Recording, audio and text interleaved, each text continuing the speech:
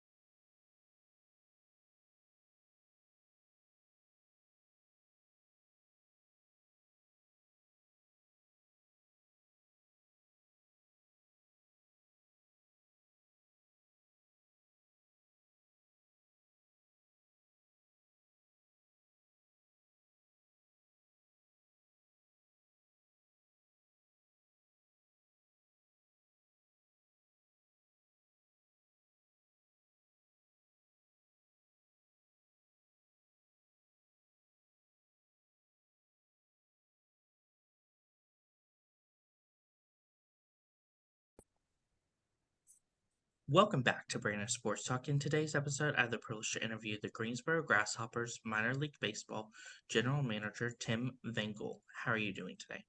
I'm doing well, Brandon. Hope you are. I'm doing good.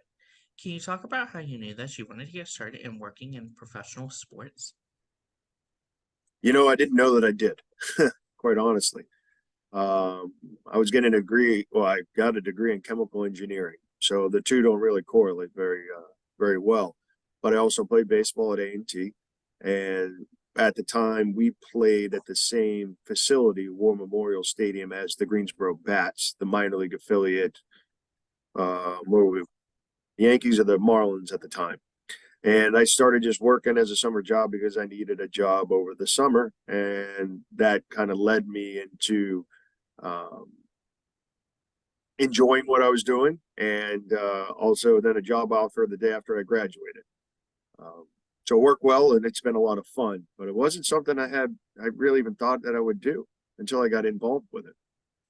What was that experience like going to North Carolina A&T and playing baseball there?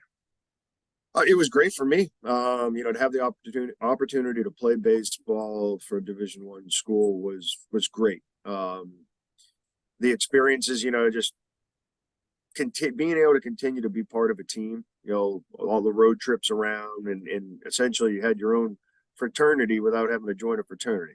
So it was a lot of fun. Just immediately you got 30 plus guys that are all you're like your family. And at the time, it was one of two schools in North Carolina you can get a 4-year engineering degree. So it was kind of a no brainer for me. How was that experience like being a pitcher and getting to step onto that mound? It was great. Um, I pitched on a mound that a lot of professional players have. At Memorial, there's been amazing talent that's come through because we were with the Yankees forever. So Mattingly played there, Jeter, Pettit, Posada, um, Rivera. So I mean, you name it, it was great, and to be able to say, okay, I played on that field as well. It was pretty neat. What was that experience like getting to know that Derek Jeter, as you said, played on that field and then you got to play on that field many years later? It was it's a very unique experience. I guess it was a lot of fun. Of course, after your collegiate time playing, what was it like getting into professional baseball and working in professional baseball? Uh, Interesting. The big one that a lot of people don't understand is it's a very big time commitment. Um, it takes up a ton of time. But getting involved with it, I think the big thing for me, and if anybody's listening, to the understanding that, I thought I was going to get in and I'll eventually become a general manager of a major league team, but that's not the case. The way this industry works, it's kind of two-sided. You have the baseball of baseball, and then you have the business of baseball, and specifically minor leagues for the most part. It's all the business of baseball. Um, and that took me a couple of years to really be like, okay, there's a true difference, but the business of baseball is a ton of fun. We're creating memories for life for people. And to be able to do that as your job on a daily basis is something very unique. And there's not a lot of other industries that can say that. Of course, coming to the Greensboro baseball team, what was that experience like being the assistant general manager? Well, it was great. I did it for 20 years. Taught me a lot. Donald Moore, our president, and at the time general manager, uh, is a great person to work for. We had a great relationship, but he taught me a lot. A lot about business, generally speaking, but then specifically the business of baseball. And I had the opportunity to do it for so long, so I've really gotten to know this industry inside and out. Um, and it's been awesome. Of course, during your time as the assistant general manager, what were some of the things that you learned to then help you to make that transition as general manager?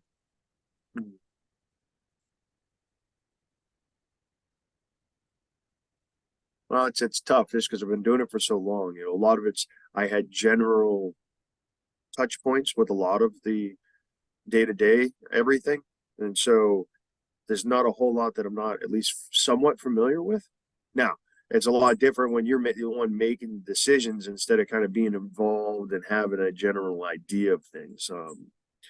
But I've done it for so long, I have been able to at least have general working knowledge of it. So it's nothing's really new or this you know really nothing out of the box for me because it's things that I've already dealt with. So I guess just this nature of the AGM role and doing that for so long, it's kind of just allowed me to jump right into this role and just continue on. What was that feeling like for you to get announced to become the general manager for the Grasshoppers? It was something special for me because, again, I didn't think I was going to work in this business, but once I did, the aspirations were to eventually become general manager, and that actually happened. So it's it's very rewarding for me just knowing that the time that I put into this, 20 years is a long time. I have interns that weren't even born when I started doing this. So it's been a great experience. It's a ton of fun. I get to go to the ballpark every day for work, walking on the concourse, smelling grass and looking at a field. And not many people get to do that. What was that experience like for you getting to take over general manager from Donald and getting to learn from him? Well, I mean, he's taught me a lot. So I'm very, very lucky. One, I got to work with him for the amount of time that I did, and the fact that he's always open to teaching and wants people to be involved and wants everybody to grow. And that's been a big one for me is knowing that if you surround yourself with good people and you let they can do the job and you just help assist and be part of it and general manage it, but overall the people that work with you are that's kind of what makes or breaks it. And we have a great staff here, and it's also a little bit sad. We worked together for so long, and um, he's been a fantastic mentor. So it's different, not to have him in the office every day. Um, it's different, but he's only a phone call away, and he still comes by, and he's still involved with us, just not day to day in the office. Of course, as a general manager, what does your day-to-day look like? I think very different than a lot of people would think. This morning was it's just a lot of conference calls, dealing with insurance, dealing with mortgages, dealing with bills, dealing with payroll, HR. So, like right now, we're heavy in sales right now. The off season is the time for sponsorship sales and season tickets. So we're rolling with that. But then we have construction projects that are happening with part of the PDL and facility standards. So we have a bunch of construction happening. We have a brand refresh that we're going to unveil next Wednesday. So we're planning with that, but we're doing logo changes and changing out all the artwork around the stadium and getting new carpets and new, graphics on the store doors and new merchandise. And so figuring out handling your inventory of old inventory, being able to still sell stuff. So we've been playing that game for the last couple of months, and now it's just new artwork everywhere. Obviously, then we're going to have a press conference and an event, brand reveal. So that's next Wednesday. So planning for that. A lot of sales, but then just planning for our season, our promotional schedule, what kind of giveaways that we're going to do, lining up fireworks shows, getting those agreements and permits in place, making sure that we have team uniforms in. Because again, we're going with a new logo, so we have all new uniforms. So dealing with all the sizes and the production of that. So it never stops, and it's really, this business, it's a business. In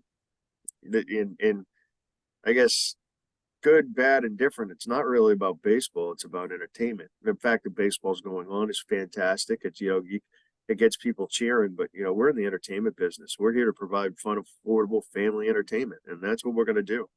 So it's planning that out. And then come January, we'll start hiring game day staff for both food and beverage and operations.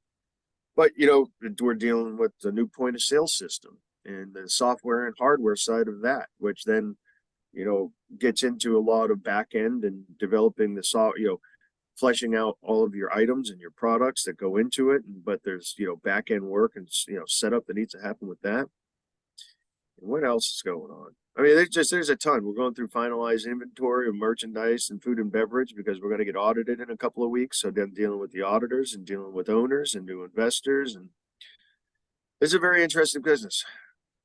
Of course, during that process of rebranding your logo, what does that look like as a general manager?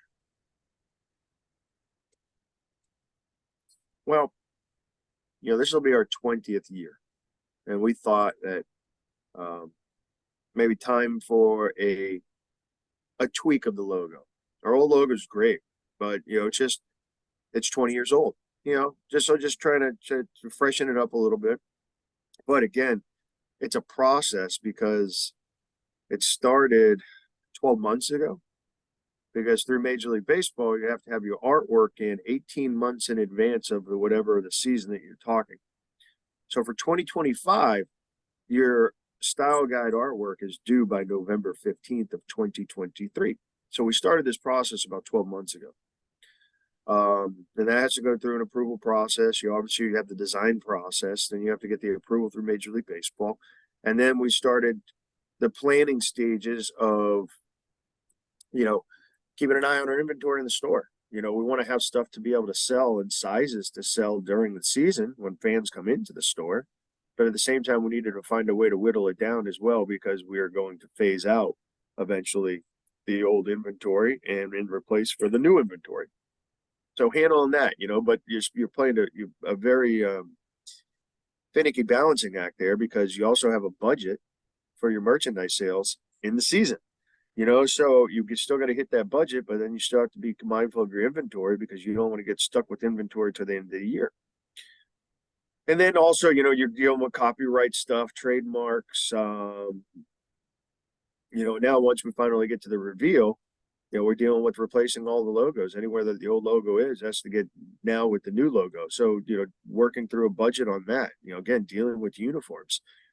Dealing with your merchandise inventory. Now we got to get into our website, rebranding all of our website, all of our social media pages, all of our, you don't even think about it. Once you go down this rabbit hole, you're talking business cards, email signatures, stationery, letterhead. You name it, directional signage throughout the stadium. You can't use the old promo stuff they used to do for giveaways because it has the old logo on it.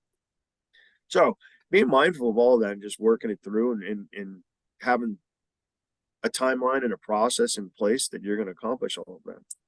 Of course, what has that experience been like being affiliated with the MLB and with the Pirates? It's been an adjustment. Prior to 2020, you had minor league baseball and Major League Baseball. And then with the new PDLs and the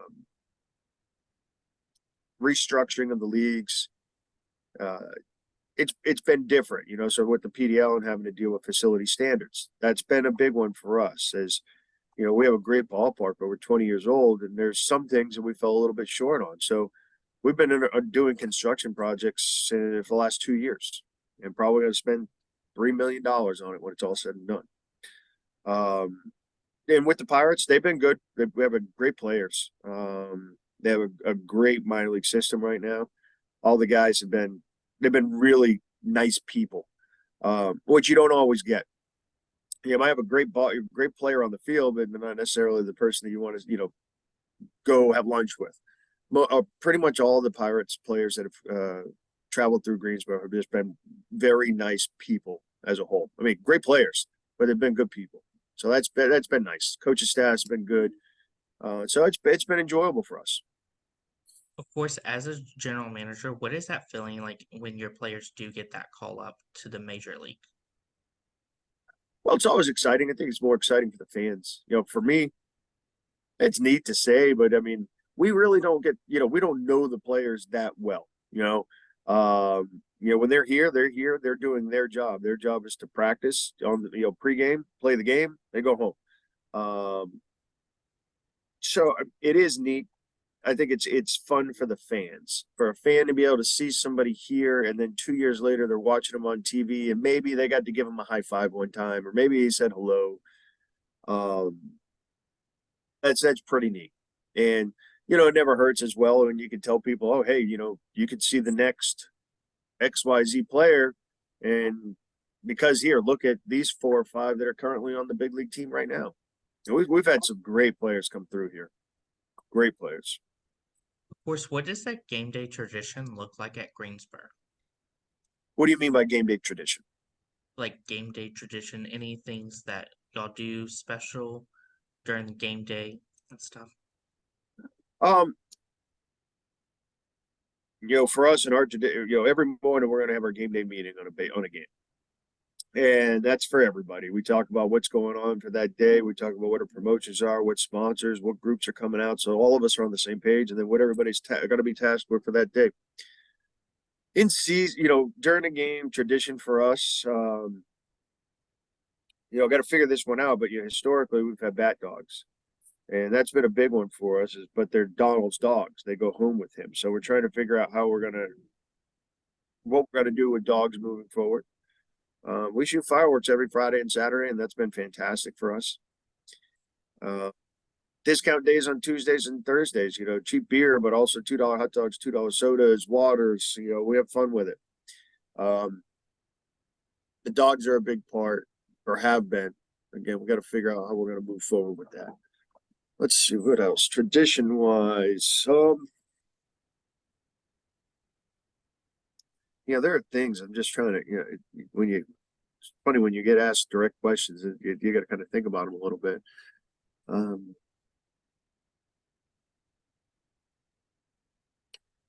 run salutes for the anthem, home run salutes for all the home runs that are hit by the home team. A lot of teams do it, but we've been doing it for a long time. What else? What else? We've had some transition over the last few years, but we've had a very universal, or we had a on-field PA guy that's been with us forever, but unfortunately he retired last year. So we have some changes now. A lot of our tradition is it's been something when you do it for 20 years, things eventually are going to change a little bit. So we're working through some of that now, but obviously want to continue. But the big one is it's going to be a fun place to be just because we're going to keep it clean. Our staff is very friendly, welcoming. They'll help with anything. And I mean, it's just a really great stadium. And that's the big one. It's just to keep it clean, keep it neat, keep prices down, and keep everybody happy. Who are some of the notable teams that you'll be facing in this upcoming season and these upcoming years? Team-wise, so we're in the South Atlantic League. So let's see, we go all the way from Brooklyn Cyclones, Hudson Valley Renegades, the Jersey Shore Blue Claws, Aberdeen Ironbirds. It's gonna be Bowling Green, the Hot Rods, Asheville, the Tourists, Winston-Salem, the Dash, which they're 30 minutes down the road, Hickory, North Carolina. There's 3 or 4 teams in our league that are in North Carolina. We play Greenville, South Carolina, Rome, Georgia. I think I'm missing. Who am I missing?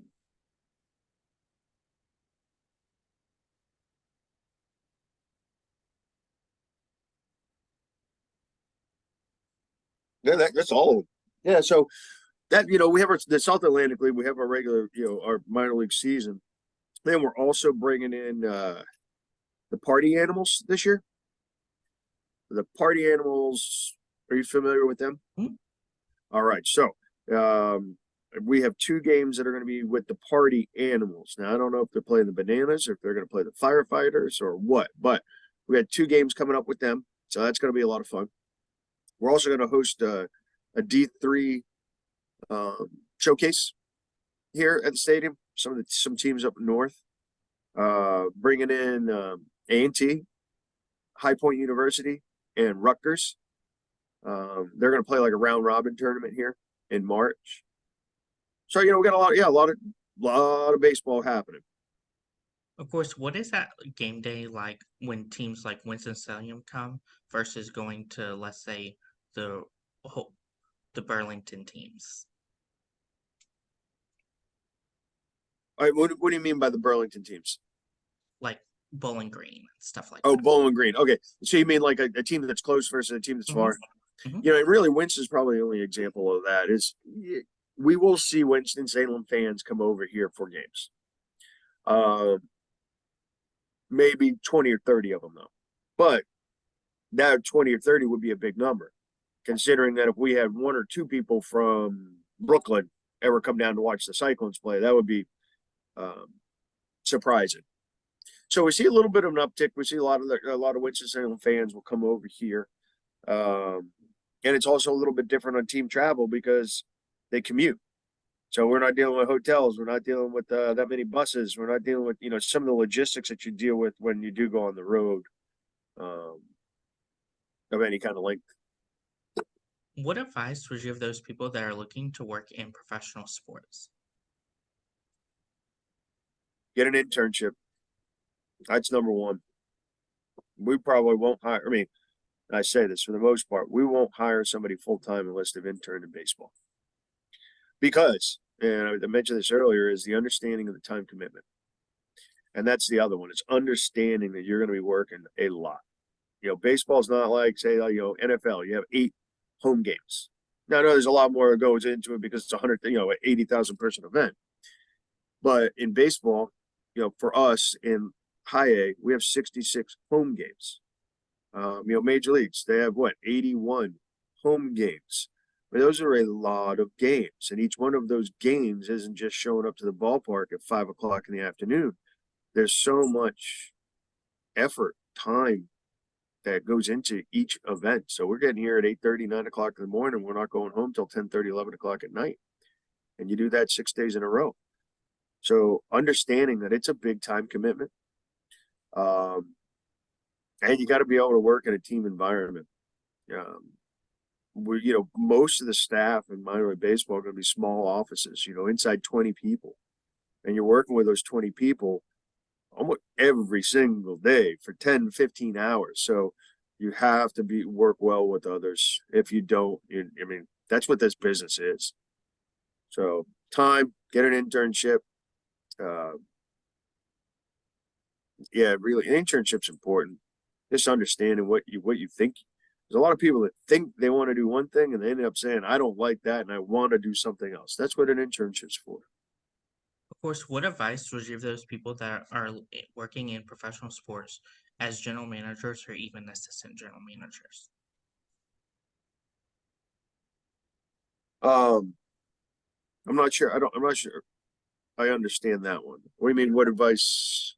Would you give future assistant general managers and the general managers looking at Oh, baseball?